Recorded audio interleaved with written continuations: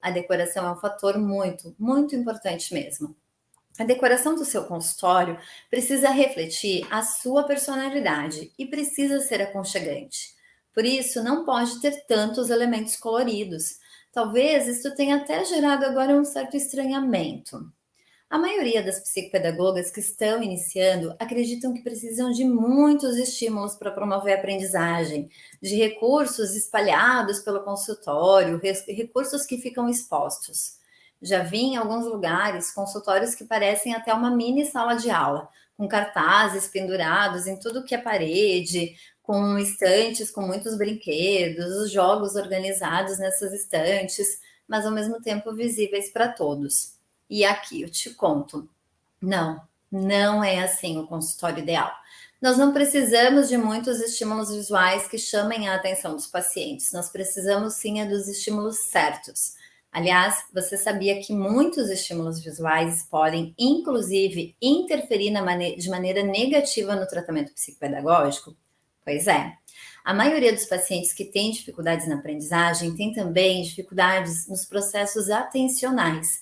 Então, os estímulos em excesso e incorretos podem sim prejudicar o objetivo principal de toda psicopedagoga, de toda neuropsicopedagoga, que é promover uma melhor aprendizagem.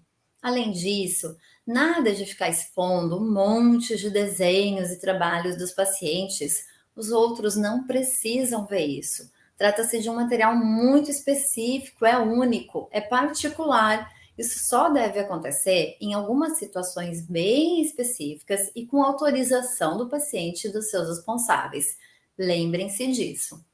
Você pode estar pensando, puxa, são tantos fatores que talvez eu nunca consiga chegar a ter o meu consultório e ainda mais o consultório ideal.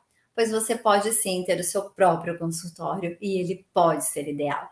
E o melhor, não precisa percorrer todo o percurso que eu já fiz, porque aqui eu te conto como ele deve ser para te ajudar a chegar lá naqueles 15K por mês.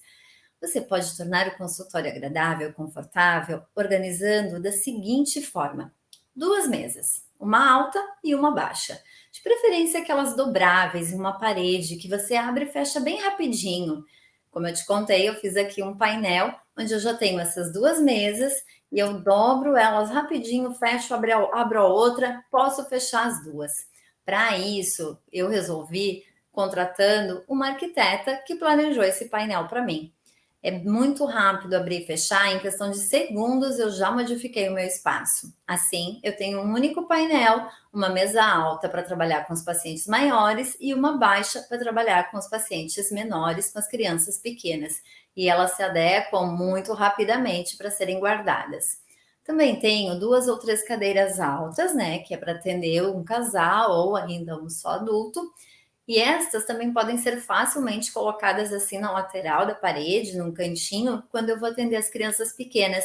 E não prejudica o meu espaço de brinquedo e mesmo que eu coloque essa mesa baixa, também não vai prejudicar o meu espaço, porque elas ficam coladinhas na parede. Então, elas não ocupam tanto espaço e eu consigo fazer os meus atendimentos com as crianças pequenas com todo o conforto que eu preciso. Se eu não conseguir ter as mesas dobráveis, pensem em uma mesa alta, como se fosse a sua mesa de trabalho, né? Um tamanho confortável para você poder compartilhar com uma outra pessoa, uma atividade, mas também não muito grande. Você não precisa ter uma mesa gigantesca, alta. Você pode ter uma mesa menor, desde que dê para você compartilhar ali alguma atividade. A mesa pequena, gente, pense em um tamanho que você possa usar com uma criança pequena para fazer atividade com ela, mas que também pode se tornar uma mesa de apoio muito facilmente.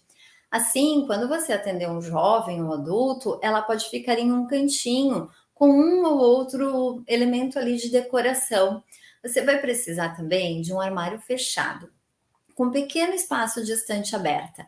Nesse armário, você pode guardar todos os seus materiais, os mais diversos, materiais de avaliação, jogos, brinquedos. Se você conseguir organizar esses materiais em caixas não transparentes, mas identificadas, ajuda muito. No espaço aberto do armário, é bem bacana você ter livros intercalados com objetos de decoração. Eu tenho aqui atrás, vocês estão vendo? Eu tenho aqui o meu espaço de armário aberto com os meus livros e tem um ou outro objeto de decoração. Em cima, eu ainda uso as caixas não transparentes, organizadas com objetos distintos. Evitem ao máximo deixar brinquedos à vista. Lembrem-se de não infantilizar.